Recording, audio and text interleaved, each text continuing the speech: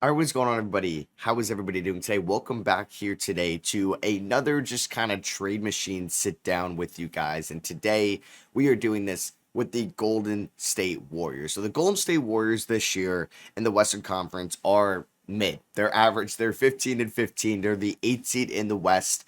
But you know what? The way that the West is kind of looking over the last few weeks, they could definitely catch Phoenix. They can maybe even catch Houston the way they've been playing as of late. And their season is far from over. They're 11th in net rating. Hey, that in the Western Conference, it's not the worst thing in the world, right? They're third ranked defensively, but they're 19th ranked offensively. And we're going to try to make some type of ideas for them today to maybe improve this roster, to give Steph Curry the best chance before he ends up retiring. So, a little bit of Golden State's issues this year have been kind of like one, I think Draymond's offensive regression. I do not trust him as an offensive playmaker with the ball in his hands. And now that he's still getting like these technicals and he's still just doing Draymond things, it's hard to justify that when he's not as good offensively anymore. And the defense is still good, but I just feel like it's not impactful as it's been in years past. Warriors fans, you can let me know if you disagree with that one or not. Jimmy Butler has been, I think, fine this year, which is maybe worse than you would expect. He's averaging 19.9 points this year, 4.7 rebounds, or excuse me, 4.7 assists, 5.5 rebounds. He had a good game the other night it wasn't against the Magic, it was against the Suns, I believe. And I think Warriors' frustrations with Jimmy were just like way too passive, not aggressive enough, needs to step up as a number two for somebody that is making roughly 35% of their total cap space. And then I think you have like some other disappointments. Al Horford's been somewhat of a disappointment. I think Brandon Pojemski has been wildly inconsistent. And I guess the main one is Jonathan Kuminga with this roster. So Jonathan Kuminga signs this extension in the later part of the offseason. All his numbers are down this year. He's down from 15 points to 11.8. He's sure up in rebounds, slightly up in assists, but the minutes have roughly stayed the same. The efficiency is down. He's gotten DNPs this year. He played 10 minutes against Phoenix the other night. And yeah, I don't think, a path for him and the Warriors to kind of resolve their disagreements in the past. So I do think Golden State is going to try to leverage this $22.5 million contract at the deadline. But I think the way that Kuminga is playing has not really helped Golden State, because I always said going into this year, if Kuminga played well enough to get you a good return, why would you trade him? Because this is a good young piece that you would have on your roster. You don't have many young guys here. But then if he's not playing well and you want to trade him, who's going to want to give you anything for a guy that's not playing well that could be a free agent at the end of the year? You can also give a shout out to like Will Richard this year, who's been a very good number two overall pick, second round pick for them this year, definitely exceeding expectations. Pat Spencer has given them some good moments this year as well. We kind of all know his story. And yeah, I think Quentin Post has had a productive year too, especially for somebody that was drafted 52nd. Yeah, 52nd overall in a weak 2024 draft. So, and then also shout out to Moses Moody, who I think has been fine in his role this year. Really not expecting him to do too much outside of just some 3-point shooting, some help defense, etc. So let's try to just kind of walk through medium, like insane trades, light trades that this team can do to improve their roster. So obviously, this team probably wants to add another big at one point as well. Now, it's so tough with the Kuminga thing. It really is. So I'm just going to bring up Chicago real quick. We're not going to talk too much about Nikola Vucevic. We've talked about that idea plenty in the past, if Golden State would actually want Nikola Vucevic. And I think Chicago would want Jonathan Kuminga. And Jonathan Kuminga is not eligible to be traded till January 15th. And I expect him to get traded on January 15th when that happens. So say like easy matching contract would probably be like Kevin Huerter or something like that. You can do a 1-for-1 here, Kuminga for Vucevic, and then maybe there's like a pick swap given the age difference. And I would say for Chicago, you getting Kuminga, who's under a 1-year contract, but you get to see him play 40 or so games, 30 or so games in your system, if if you're willing to give him a contract extension. I don't hate that at all. So I would definitely like this for the Bulls. I just don't know if I like this a ton for Golden State. Now, this is where you can maybe try to leverage the Kobe White thing into it as well. Golden State would have to throw in, I don't know, like Moses Moody feels like a lot in a deal like this, just for 2 expiring contracts, and that doesn't even work out financially. So, yeah, you do run into some issues financially if you try to pull this off. I mean, maybe you could do Brandon Pojemski and Buddy Hield. Does that work financially? That might not even work financially. Yeah, so Golden State is hard capped over the second apron by 31K. That is something They do not want to flirt with this year. So what about if you just did Al Horford and Buddy Hield? Okay, so that and Podziemski works, and that works there. That's obviously not a deal I don't think Chicago would accept, but Golden State owns basically every first round pick they could possibly move outside of 2030.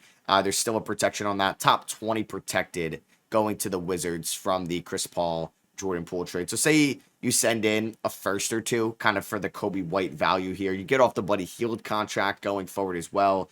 Buddy Hield is making, I guess it's only a $3 million guaranteed contract next year, which, okay, I honestly didn't even know that till right now. I didn't realize that it was only 33-ish% guaranteed next year. So honestly, for Chicago, you're getting cap relief as well, but you're already trading away expiring contracts. So that was always like a Chicago idea, is them somehow leveraging Kuminga into, I would say, Vucevic and Kobe White, which could help them out this year as well.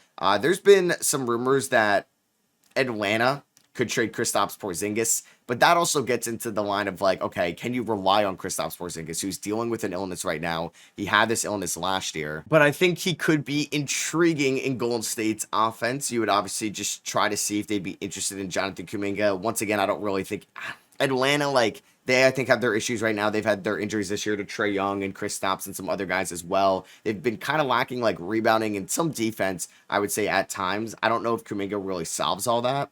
And you'd probably have to do, like, or can you do Kuminga and Buddy Hield for Kristaps? I think you would be able to do that financially. I just think if Atlanta's going to try to trade the $30 million expiring, they'd look to leverage that into, like, an Anthony Davis, or they'd look to leverage that into, like, a full-on elite rebounder, rim protector for them next to Trae Young, or help them get to Giannis's money or something crazy like that if that ever transpired. And then Kristaps, I guess your maximum lineup would be Steph. I mean, so you'd have Steph, Jimmy, Draymond out there, Kristaps in some way, shape, or form. And then the last spot, I guess you give it to the hot hand. You'd give it to Richard, Moody, Podziemski, whoever you trust the most out of that trio leading up to the playoffs. It's something. Like, I don't hate it, but it's just like, I think Kristaps can unlock a lot with, like, DHOs with Steph on the perimeter, solid pick and pop guy, and you have to respect both Kristaps and Trae Young, even though Kristaps hasn't really been, like, the best three-point shooter this year, or at least got off to a slower start. So I don't hate the idea. I just don't know if Atlanta would do that, unless you're maybe slapping a pick on the table, and I think that's way too much for an expiring Kristaps Porzingis. I guess it's hard to find, like, centers on the market as well, right? There's usually, like, teams kind of, like, hold on to their centers, I would say, going forward.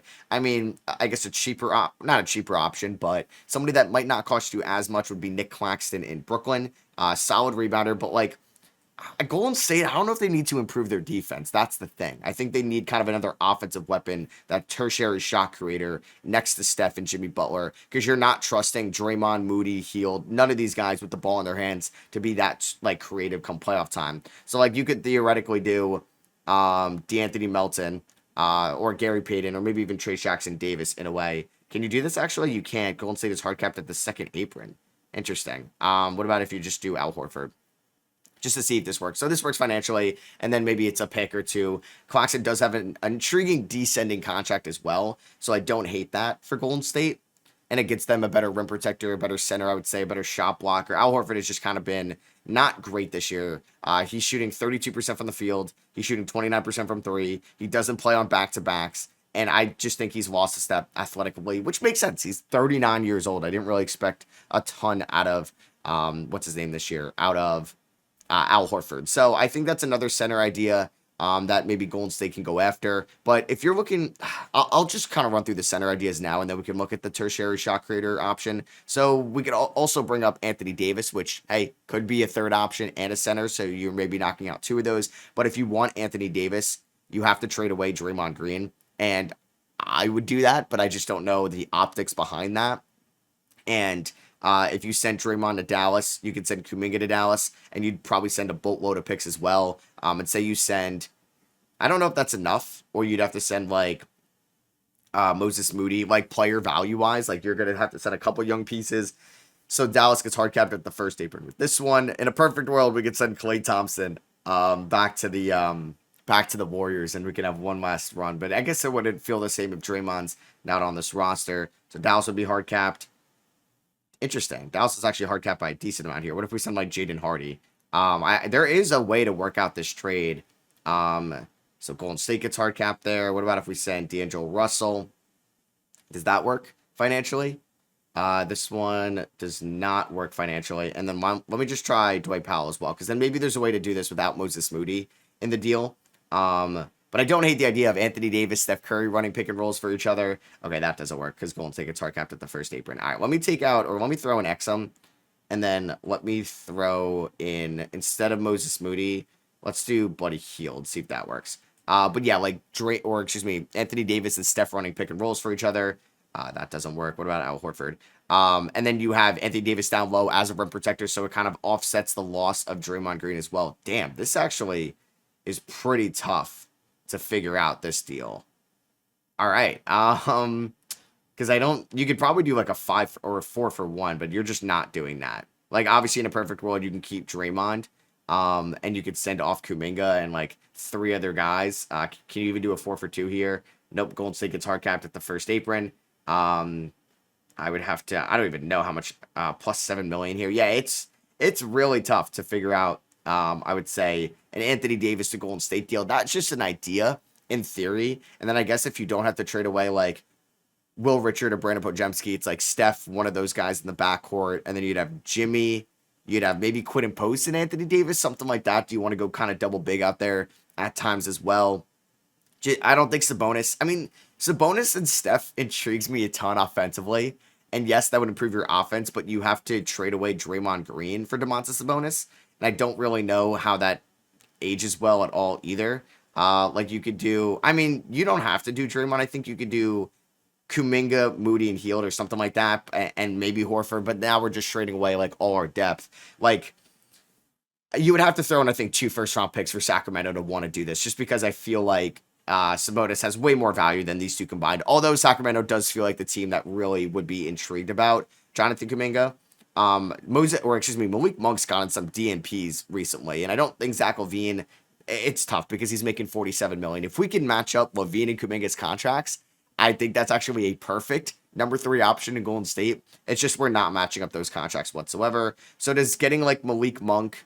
I mean, Keon Ellis hasn't even been that good this year, but then again, he's like a buy low guy. Like, say you're getting this, and then you're getting like a lottery protected first round pick or some type of swap. And I doubt 2027 that Sacramento does this, but Sacramento was interested in Kuminga in the offseason. You get Malik Monk, you get Keon Ellis. I thought this could be interesting in a way if you could get, like, I feel like Sacramento is one of the few teams that would give you a first round pick for Jonathan Kuminga, just because of their interest in the past. And no offense, Kings fans, but it is the Kings right now, and they haven't really been operating the best, I would say, over the last year. And would be intriguing if they made this trade on December 15th, like they did with the Schroeder trade last year. They could see if it works with these guys, and then they could trade away Malik Monk by the deadline, because it's outside that window where you're restricted to trade a guy you just get. So not the worst idea in the world. I didn't even know you can hide the financial breakdown here. Well, that's actually kind of fresh. I guess that's more so for thumbnail purposes. But yeah, I think there's an idea behind that. It's just the Kings don't have a lot of good assets. They have a lot of tradable guys. I just don't think they have a lot of good assets right now. Hey, there's my recent trade. But I think another one could be, they've been playing too good recently, so I don't think they're going to trade Trey Murphy. That would have been an absolute pipe dream. Were you doing somehow Jonathan? You would have to trade way more first round picks than you initially thought. I would say it'd have to be Brandon Podjemski, Jonathan Kuminga. If you're getting just Trey Murphy out of that, I think that would actually work out financially between them. So like you're probably, I don't know, 70% there. And then say you trade New Orleans your first rounder this year, since New Orleans doesn't, or no, sorry, that's the wrong team. Say you trade, New Orleans your first rounder this year, since they don't own a first round or a first round pick this year.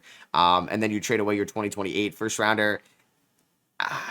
You might even have to throw in like a 2031 swap. That's how good Trey Murphy is. And I think how valuable that contract is. But that might be too much for you. And that is fine. But there's no reason for New Orleans to trade away Trey Murphy. He's not a free agent this year. He's not a free agent next year. He's got 3 or 4 more years, including this year, left of the contract he signed last year. I think Trey Murphy would be perfect to Golden State, but I think it's very tough to get there financially right now.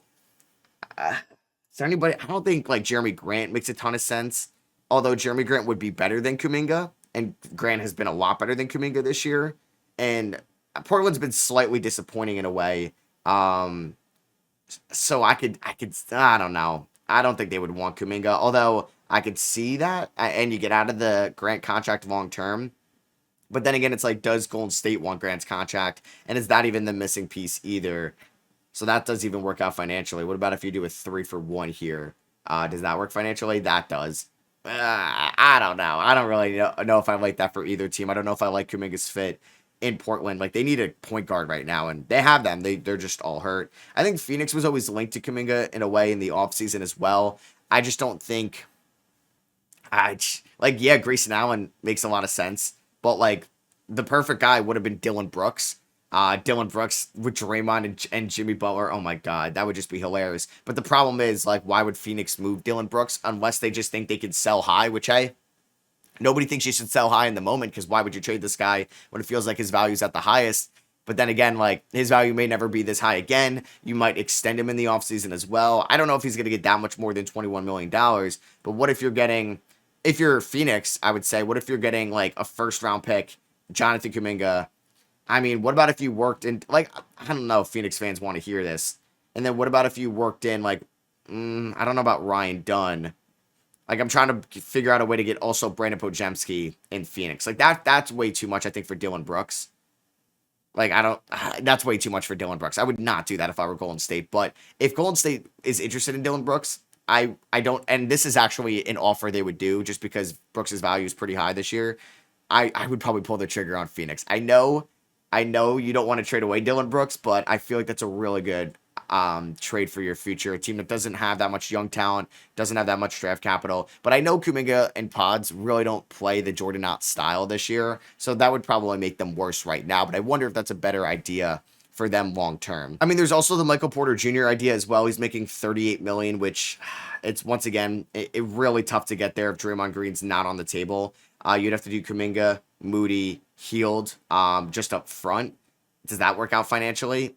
I don't. It does. Okay, so you would have to do a 3-for-1, which hurts a lot of their depth, and then you'd have to throw in probably a first round pick or two going forward. And then I guess your optimal lineup is Steph, Pods, or Will Richard, who's ever playing better, Jimmy, Draymond, and Michael Porter Jr. I mean, that doesn't really help out your defense at all, but Michael Porter Jr. is a big time shot maker and is probably the best tertiary scoring option on the market right now. Like, I'd rather him be my number 3 option than, like, right now, than a Kobe White, than a Zach LaVine.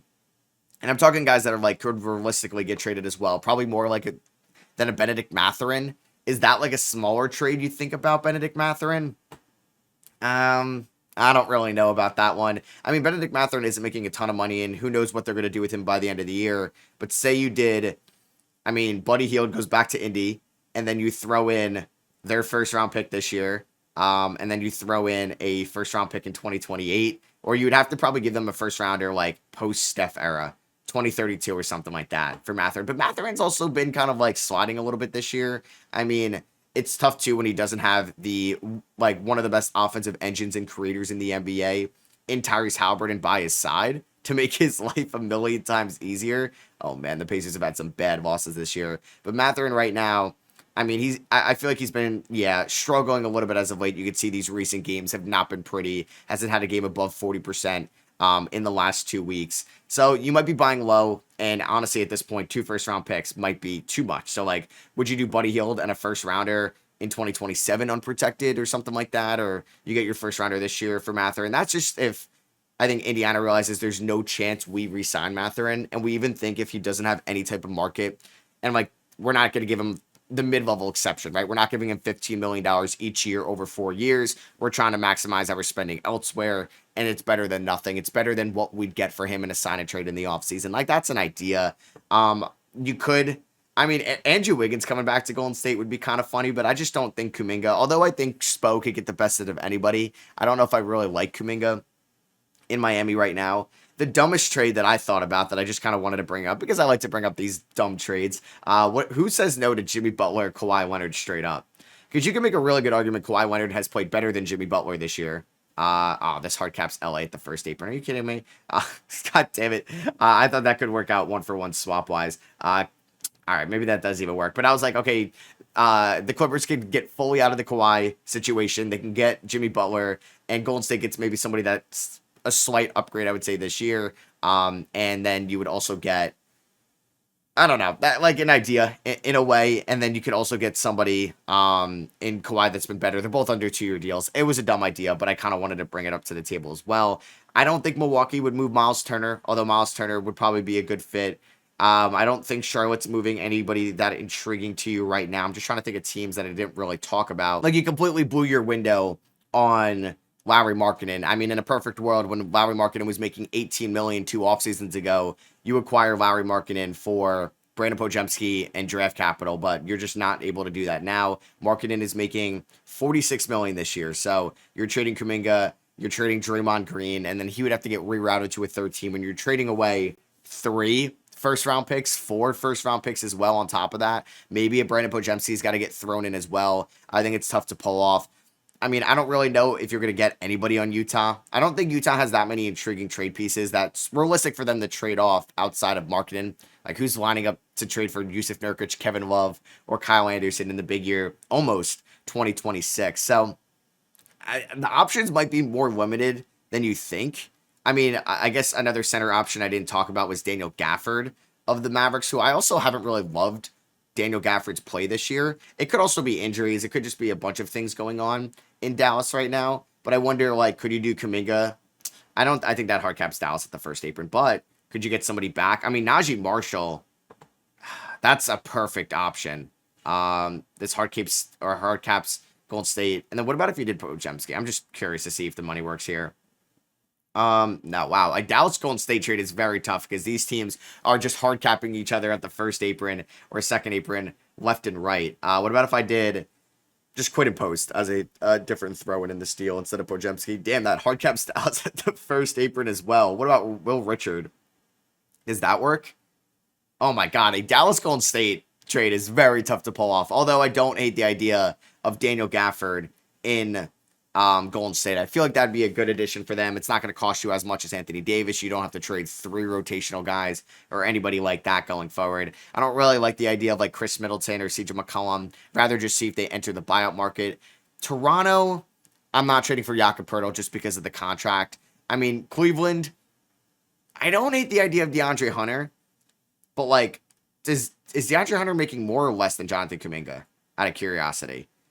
He's making more. Oh my God, that's actually a trade that does work, I think, financially.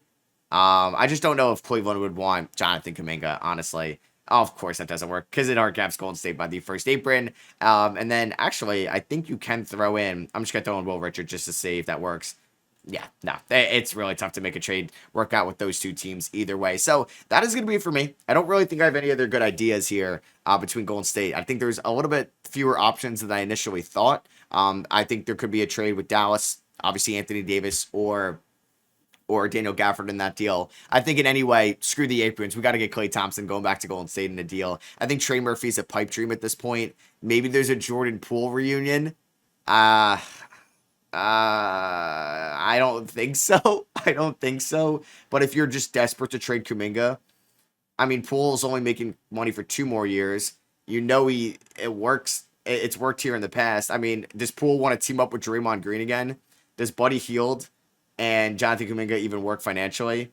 Golden State is hard capped at the first apron. Actually, oh no, that's and then say you throw in Al Horford or something like that. And then Al Horford gets bought out or sent to a different team. Yeah, that does work. I haven't really thought about that one, but I just don't know if that really makes sense, again, optics-wise. So, yeah, there's a pipe dream of, like, Trey Murphy, a pipe dream of Anthony Davis, but you're trading away Draymond Green in any deal like that as well. And I think the ideas are going to be interesting. Michael Porter Jr. is a good fit, but I don't know if that's going to be enough with Kuminga and matching salary to get there. Maybe the Chicago one is just the one that happens at the end of the day. You guys can let me know what you guys think about these trade ideas down below. Let me know what you guys think Golden State should do because, hey, they're 15-15. I think any team with this like realization, like they're not beating Denver, in my opinion. They're not beating OKC in a playoff series. But they have Steph Curry, like one of the greatest players in NBA history, retiring soon. They owe it to him to be aggressive. I'm not saying trade away every first round pick in the 2030s, but they need to be somewhat aggressive to give Steph the best optimal chance at winning it all. So yeah, I hope you guys enjoyed. Drop a thumbs up if you did. Subscribe if you're not already for more episodes like this. Let me know which team I should do this with next. Catch y'all on that one. Peace.